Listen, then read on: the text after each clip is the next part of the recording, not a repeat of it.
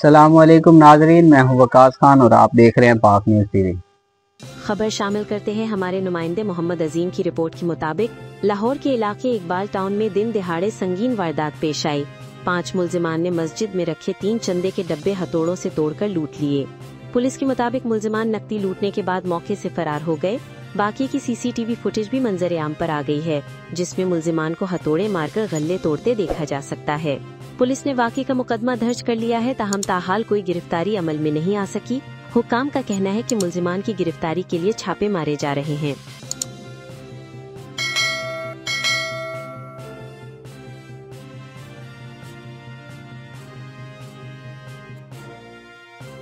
अब तक के लिए इतना ही। मजीद खबरों और अपडेट्स के लिए देखते रहें पाक न्यूज़ टीवी।